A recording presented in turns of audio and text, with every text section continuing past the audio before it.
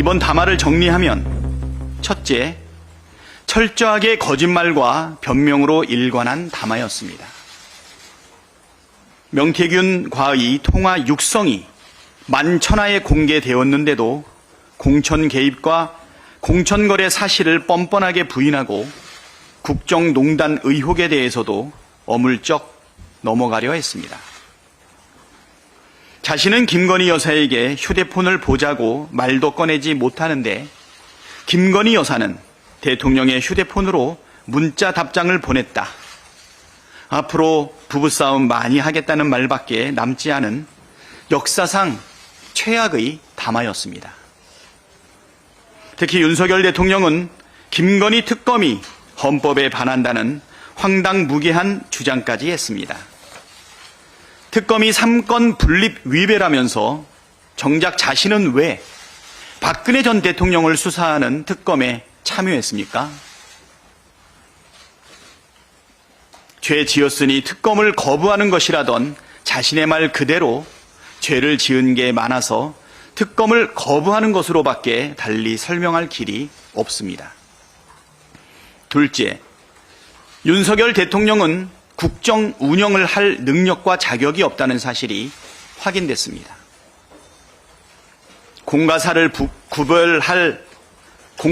구분할 능력도 의지도 전혀 없고 헌법과 법률을 수호할 능력과 의지도 없다는 사실을 내내 확인시키는 대국민 담화였습니다.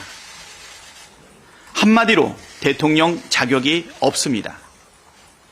우리 국민께서는 더 이상 윤석열 대통령을 용납하지 않을 것입니다. 김건희 특검의 필요성과 정당성이 명확하게 확인됐습니다. 민주당은 반드시 김건희 특검을 관철하겠습니다. 민심을 거부하는 정치는 존재할 이유도 가치도 없습니다. 국민의힘도 김건희 특검에 적극 협조하길 강력하게 촉구합니다. 민심을 따를 것인지 용산 권력과 함께 몰락할 것인지 한동훈 대표는 이제 결단하십시오. 더 이상 숨을 곳도 없습니다. 탄핵합시다. 그리고 나라를 살립시다. 대국민 기자회견이 아니라 대국민 시간 낭비였습니다. 아무것도 없었습니다. 오늘 아침부터 수많은 국민들이 마음 졸이며 윤석열 대통령의 기자회견을 지켜봤습니다. 윤석열 김건희 부부가 일으킨 국정 파탄과 수많은 의혹에 혹여나 마음을 고쳐먹고 진솔한 사과와 국정 쇄신의 자세를 보여줄 것인가 하는 일말의 기대를 할 수밖에 없었기 때문입니다. 그러나 정말 아무것도 없었습니다. 변명하지 않겠다라면서 고개 숙이고 시작한 윤석열 대통령은 늘 그랬던 것처럼 전 정부 탓이다, 대내외 여건 탓이다, 야당 탓이라는 장황한 변명만 늘어놓았습니다. 김건희 여사가 연루된 주가 조작, 처가 비위, 공천 개입, 국정농단은 그저 제 아내가 순진한 면이 있다라는 말로 축소되었습니다. 아내가 사과 좀 제대로 하라고 했다며 국민의 대표자인 대통령이 국민께 직접 사과해야 할 당사자인 김건희 여사에게 떠밀리듯 대신 나온 자리임을 자백했습니다. 무제한 끝장 기자회견은 윤석열 대통령이 점심 챙겨 먹어야 할 시간에 허망하게 끝나버렸습니다. 도대체 왜 했는지 알 수 없는 2시간 반 남짓의 기자회견 끝에 국민의 좌절만이 남았습니다. 대한민국은 위기인데 대통령이란 사람은 변명으로 한가하게 시간 낭비나 하고 있습니다. 대한민국의 외교 안보 상황은 당장 내일 전쟁이 나도 이상하지 않을 만큼 심각합니다. 대남방송과 우물폭탄이 하루가 멀다 하고 이어지고 북한의 제1적대국 헌법 명시에 이은 러시아 우크라이나 전쟁 참전으로 한반도 위기는 그 어느 때보다 고조되어 있습니다. 대한민국이 수십 년간 쌓아왔던 실리중심 외교와 한반도 평화체제 구축을 무너뜨린 장본인이 바로 윤석열 대통령입니다. 그것도 모자라서 윤석열 대통령은 오늘 우크라이나 직접 무기 지원을 배제하지 않겠다라는 입장까지 천명했습니다. 신원식 국가안보실장과 한기호 의원이 우크라이나를 통해 북괴군을 폭격하자라고 불법적 파병 모의를 한 지가 채 한 달이 지나지 않았습니다. 외딴 정권의 위기를 돌파하겠다고 온 국민을 전쟁 위기로 몰아넣는 위험천만한 도박을 지금 벌이고 있는 것입니다. 경제가 기지개를 켜고 있다는 자화자찬은 더 황당합니다. 2024년 정부가 전망했던 경제성장률 2.6%는 이미 불가능해진 지 오래입니다. 글로벌 인플레이션 회복으로 잠시 개선된 수출 지표를 자기치적으로 포장하는 것도 우습습니다. 정작 민생경제는 부자 감세, 긴축 재정으로 내수 경제가 회복되지 않아서 장기적 침체에 접어들고 있습니다. 윤석열 대통령이 극찬한 트럼프 정부가 들어서면 윤석열식 경제는 살아남을 수도 없습니다. 균형 외교 대신 미국 일변도 외교로 대미 수출 의존도가 높아진 지금 관세 장벽이 심화되면 우리나라의 수출 경제의 타격은 불가피합니다. 관세 장벽 심화로 미국 물가가 높아지면 글로벌 고금리 고물가에 다시 직면하게 될지도 모릅니다. 통화정책으로 경기를 관리하기 힘든 상황에 재정정책을 포기한 윤석열 정부가 할 수 있는 게 과연 무엇인지 윤석열 대통령은 이에 관해서 어떤 견해도 덧붙이지 못했습니다. 아니, 문제가 뭔지를 알고 있기는 한지 참으로 의문입니다. 탈탄소 경제 가속, 그리고 세계 패권 경쟁 속에서 대한민국의 생존 전략을 구상이나 하고 있는지도 의문입니다. 역시나 압권은 김건희 여사에 관한 입장이었습니다. 박근혜 씨 특검을 했던 대통령이 심지어 공천 개입에 대해서는 8년이나 구형했었던 검사 윤석열이 아내 그리고 자신의 권력을 지키기 위해 특검이 위헌이라고 주장하는 꼴은 눈물겨울 지경이었습니다. 검사로서 평생의 소신 그리고 대통령으로서의 책무보다 아내를 지키는 것이 더욱 우선이었던 것입니다. 앞으로 부부싸움 많이 하겠다. 오늘 김건희 여사를 둘러싼 여러 해법에 관한 질문에 대통령이 국민에게 내놓은 대답입니다. 국정을 그저 자신과 자기 집안의 일 정도로 치부하는 권력의 사유화가 어느 정도인지를 짐작케 하는 대통령의 처참한 인식을 국민은 또다시 목도해야만 했습니다. 심지어 자신과 김건희 여사를 향한 수사를 인권 유린까지 운운하면서 부당하다고 항변했습니다. 정적인 야당 지도자에 대한 정치검찰의 무도한 수사 기소가 2년 가까이 뉴스를 뒤덮고 있습니다. 정치검찰의 무리한 불기소 처분이 국민의 공분을 자아내고 있습니다. 이런 시국에 김건희 여사에 대한 인권 유린을 막겠다는 게 도대체 무슨 말입니까? 오히려 기소 한번 제대로 되지 않고 참고인으로 황제 조사를 받았던 김건희 여사에게 인권 유린을 운운하는 것이 과연 가당키나 합니까? 윤석열식 공정과 상식이 무엇인지 명확해지는 순간이었습니다. 법률가 출신이라는 사람이 일사부재리 원칙을 자기 편한 대로만 왜곡해서 말하는 것도 참으로 가관입니다. 도대체 이런 사람이 어떻게 대한민국의 검찰총장이 될 수 있었는지 대한민국 검찰의 수준이 의심스러울 지경입니다. 김건희 여사는 잘못이 없고 제가 못해서 사과를 하는 거다. 아내가 회견 가서 사과 제대로 하라고 얘기했다.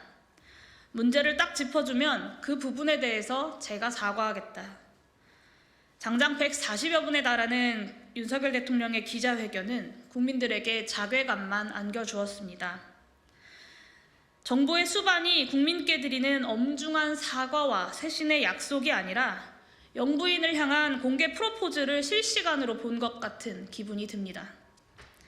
프로포즈에는 성공했을지 몰라도 국정 쇄신에는 완전히 실패했습니다.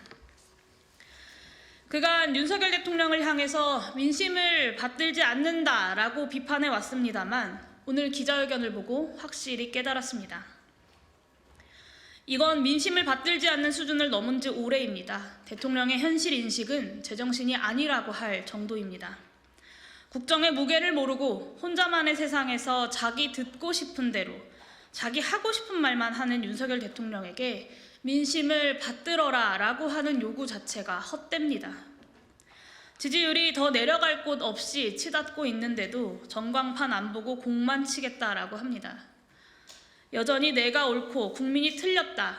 나는 하던 대로 할 테니 소모적인 갈등 만들지 말아라. 오히려 국민들을 꾸짖고 다그치고 있습니다. 이렇게 무자격하고 무도하고 무지하고 무책임한 대통령은 본 적이 없습니다. 윤석열을 대한민국 대통령으로 만들고자 분골쇄신했던 이준석 전 국민의힘 대표를 비롯한 여당 의원들에게 무의미한 일이라는 것을 알면서도 따져 묻고 싶은 지경입니다. 이런 사람을 도대체 어떻게 대통령 후보로 추천했단 말입니까? 오늘 대통령의 담화를 보면서 스스로 부끄럽지 않았느냐라고 묻고 싶습니다. 140분의 기자회견에서 대통령이 명확하게 밝힌 뜻은 두 가지입니다. 하나는 김건희 특검법 결코 받지 않겠다라는 것입니다. 검찰 권력을 꽉 쥐고 이제껏 해왔듯 앞으로도 법치주의를 무너뜨리겠다라는 뜻입니다. 입법부의 특검에 대해 이제껏 그랬듯 앞으로도 전혀 존중하지 않고 삼권 분립의 질서를 무너뜨리겠다라는 의지입니다. 두 번째는 김영선이 공천해줘라 라고 했던 녹취를 부정할 수 없다는 자백입니다. 도리어 공천 개입과 국정 개입에 대한 정의를 다시 써야 한다고 주장했습니다. 대한민국 국어사전에 나온 정의를 바꿔서라도 권력을 사유화하겠다는 뜻입니다. 헌법과 법률이 정한 절차를 앞으로도 무시하면서 질주하겠다라는 것입니다. 현실에 대한 객관적인 인식이 없는 지도자, 자신에 대한 자의식만 과잉되어 있는 지도자, 헌법에 대한 자의적 해석으로 법꾸라지처럼 불법과 편법을 자유자재로 활용하는 지도자, 이제는 더 이상 용납할 수 없습니다. 그리고 용납해서도 안 됩니다. 한마디로 안 하느니만 못한 국민 속 터지는 동문서답이었습니다. 국민의 뜻에 따라 하야 하겠다는 발표는 못할지라도 최소한 김건희 특검법은 수용하겠다는 정도의 해법을 제시할 것으로 일말의 희망을 가졌습니다만 무산됐습니다. 가치와 상식을 뒤엎는 윤석열 대통령의 기자회견은 결국 탄핵의 필요성만 더 키웠습니다. 예견됐던 것처럼 전파 낭비, 시간 낭비, 세금 낭비였습니다. 윤 대통령은 이번 기자회견에서 혼자만의 세상에 갇혀 있는 듯한 현실 인식 수준을 그대로 내보이면서 어처구니 없는 망언록만 추가했습니다. 공천 개입의 정의를 따져봐야 한다. 외압이 아닌 의견이다. 김영선에게 공천을 주라고 했다는 자신의 육성 녹취도 무시합니다. 창원 산단은 보고받은 즉시 배포했다. 정치 브로커 명태균 씨는 산단 발표 5개월 전에 이미 대외 문서를 보고받았습니다. 나를 타겟으로 철을 악마화한다. 주가 조작, 금품 수수를 수사하라는 것이 악마화라면 법이 왜 필요한지 묻고 싶습니다. 아내와 나에 대한 조언을 국정농단이라고 하나? 인사 개입, 정책 개입, 공천 개입이 조언이라니 감옥에 있는 최순실 씨가 너무 억울해할 일입니다. 김건희 씨가 직접 개입한 육성 녹취라도 나오면 그땐 또 뭐라 변명할지 궁금합니다. 이 모든 문제가 개인 휴대폰을 안 바꿔서다. 사람이 문제가 아니라 휴대폰이 문제라니 그러면 휴대폰을 구속해야 합니까? 특검은 삼권 분립에 위배되고 헌법 위반이다. 수사검사 지명은 행정의 영역이다. 김건희 특검은 정치 선동이고 인권 유린이다. 대통령이 말하는 헌법은 어느 나라 헌법인지 궁금합니다. 윤 대통령이 수호하려는 헌법이 우리 헌법이 아닌 미국 헌법이라면 이미 탄핵의 선을 넘어선 것입니다. 헌법 수호의 의지가 전혀 없기 때문입니다. 대통령 배우자 비리 수사가 인권유린이라는 발언도 역사에 남을 망언입니다. 이번 기자회견으로 사실상 윤석열 검찰 독재 정권은 끝이 났습니다. 국민께서 주신 마지막 기회마저 날려버렸습니다. 김건희라는 주어가 빠진 사과, 사과할 구체적 내용을 알려주면 사과하겠다는 배짱에 비웃음만 커집니다. 벌거벗은 임금님이 떠오릅니다. 변죽만 울리는 기자회견으로는 결코 민심을 되돌릴 수 없습니다. 단언컨대 고쳐쓰기가 불가능한 정권이라는 것을 다시 한번 확인했을 뿐입니다. 마지막 기회는 지나갔습니다. 이제 민심의 태풍을 그대로 마주하게 될 것입니다. 윤석열 검찰 독재 정권 조기 종식, 오로지 탄핵만이 그 해답입니다. 조국혁신당은 물가 폭등에 이어 국민 혈압까지 급상승시키는 무도하고 뻔뻔한 정권을 끌어내리겠습니다. 민심을 받들어 맨 앞에서 맨 마지막까지 싸우겠습니다.